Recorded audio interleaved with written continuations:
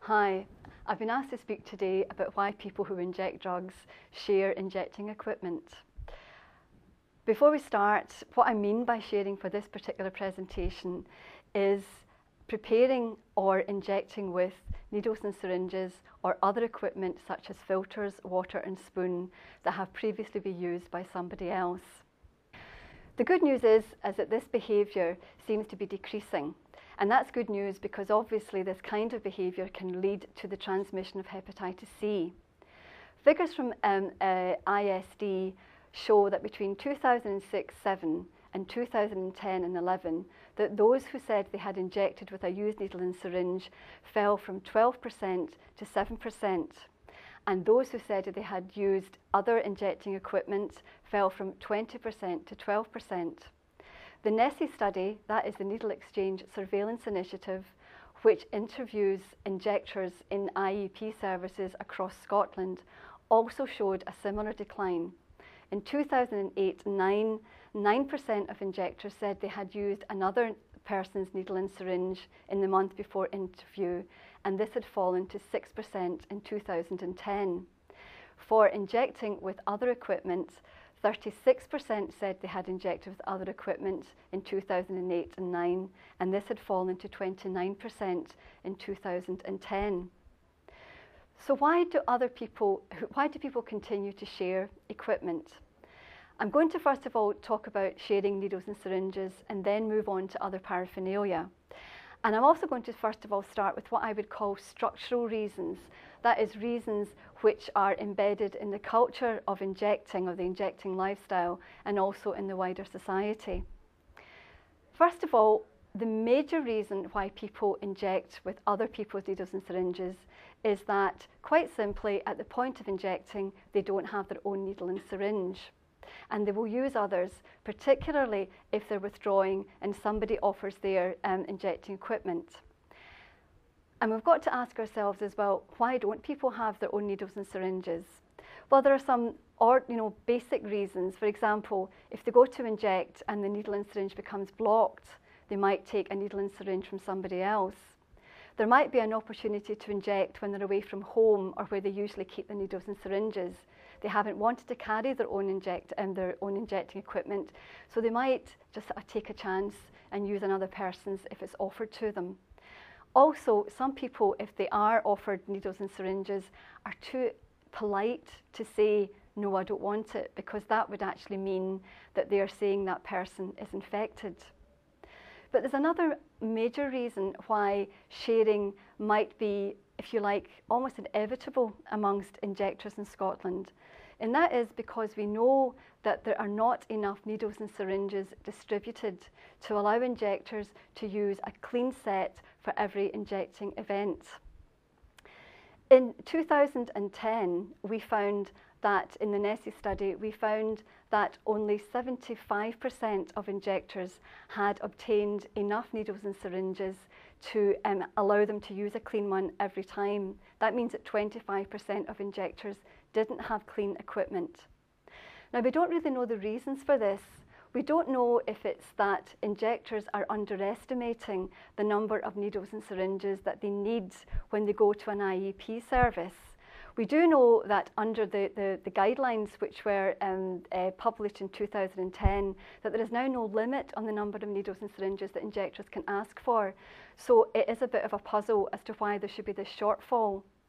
The guidelines also recommended that staff should ascertain this information. They should ask injectors how many times they inject and therefore how many needles and syringes they might need.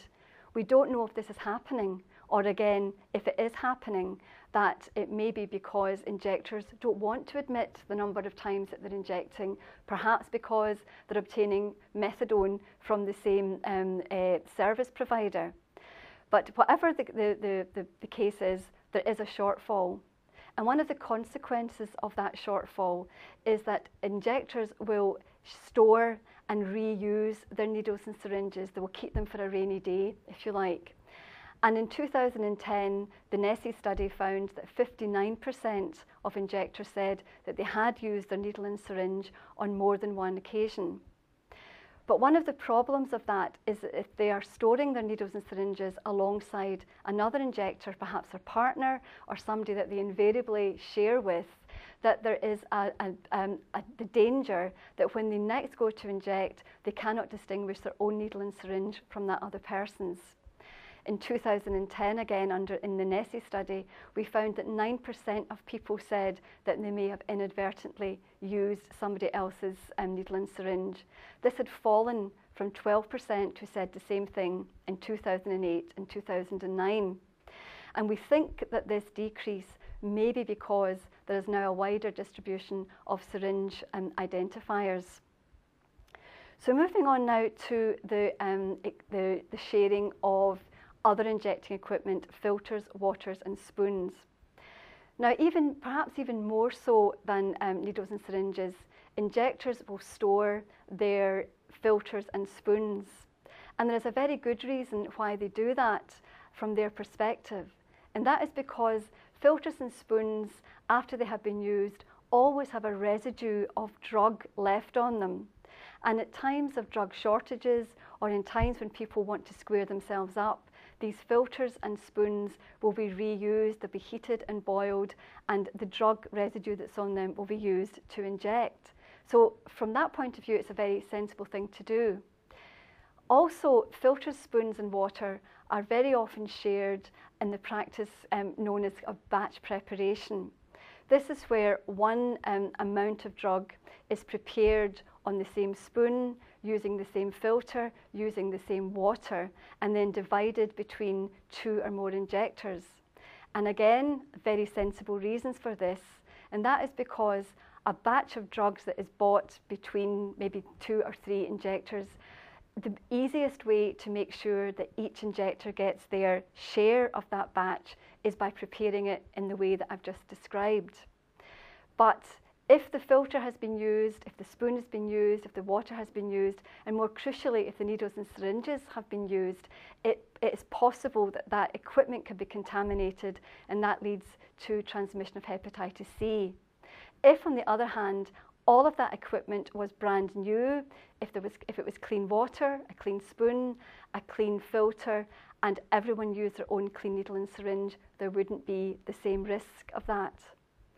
But also similar to needles and syringes, one of the other reasons that this equipment might be shared is that, again, there is not enough of this equipment distributed to needles to injectors to allow them to have a clean set every time they inject.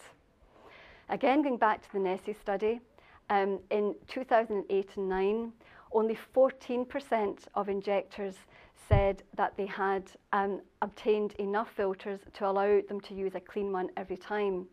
22% said that they had had a clean spoon that they could use on every occasion. Now, this has actually changed dramatically.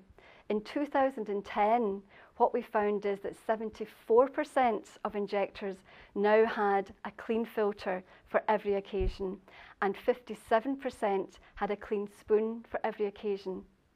Water was lagging way behind. In both 2008 and 9 and also in 2010, only 3 to 4% of injectors said that they had had enough water. Now, going back to the filters and spoons, we think that this is a result of the guidelines, again, which were published in 2010, which advised or recommended that injectors should be given clean equipment. And I think what we've just seen is a major, major change in that equipment apart from water. However, even with water, there might be a change in the forthcoming year due to the recent availability of the plastic 2 ml ampoules of water.